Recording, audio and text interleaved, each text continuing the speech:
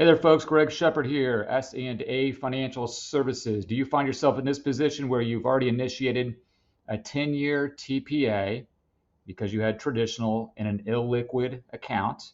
That TPA is going to a different account, not to you as income, but a different, like an IRA, okay? Your RMD age. What do? You look at your website, your portal, and you see a number, a dollar sign at the top that says you need to distribute X amount of dollars, but you have this TPA in motion. What do?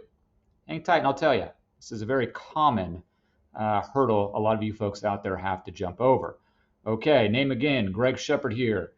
Specialize in helping folks all over the country just demystify, unconfuse a lot of these TIAA issues and accounts. So if you find yourself questioning on what to do with certain TIA stuff, strategies, contact me below. I'll see if I can get you squared away. All right. This is a very common issue. It's just another example of the TIA puzzle and the complexities that lie within TIA. So my first recommendation is if you have no idea what I'm talking about, but you know some of this applies to you, folks, don't go at this alone, all right? Because you'll be calling me a couple years later and trying to unwind this stuff, all right? The IRS doesn't like it when you don't take RMDs. I'll tell you that right now, all right? You can talk to your CPA or just Google that one. If you get caught, it's not fun. The penalty is not fun. All right, so here we are. We got a TPA in motion. We got a TPA, a 10-year TPA in motion that we started whenever, 2 years ago, almost beside the point, but not this year. So we started it earlier, okay? And then you reach RMD age. Okay, those payments are going to, like in my case, we're going to Charles Schwab, all right, IRA. Now, like I mentioned, you go to the TIA website and it says you're due whatever, 10,000, 20, 30, whatever the dollar amount is as an RMD this year. You're like, well, my payments are going to Schwab and they're automatic. What do I do? Now, what you don't do, in my opinion, this isn't tax advice, but folks, this isn't tax advice again, but what you don't want to do, the IRS doesn't take kindly to you taking that RMD from an IRA, a rollover IRA, or any kind of IRA, okay? We used to be able to do that, we being advisors, but like I said, IRS kind of looks down upon that now. If you have a 403B at another institution somewhere else, IRS, they take kindly to that. So like accounts, these are usually the TIA accounts are coming from 403Bs, 401As, 457. So if you have another account out there somewhere, which I doubt you do, that's a similar registration, talk to a CPA, but the IRS is going to be friendly in that regard. Don't take these RMDs from an IRA. IRS, they don't like that. Okay, so what we do is we call TIA. Well, there's a form. I have all the forms, but what you would do, if you're not a client of mine, is basically call TIA. Here we are in November, about December 2025. They're going to be busy.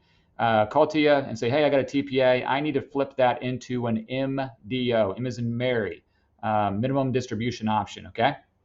So there's a form for that. You're going to initiate that form. You're going to sign it, all that fun stuff. Send it back to them. They, in turn, are going to cancel that TPA. They being TIA. They're going to send you that required minimum distribution, all right? What you're going to do, after the flip of the calendar year, like in 2026 in this case, usually we're doing this at the end of the year. So let some time go by.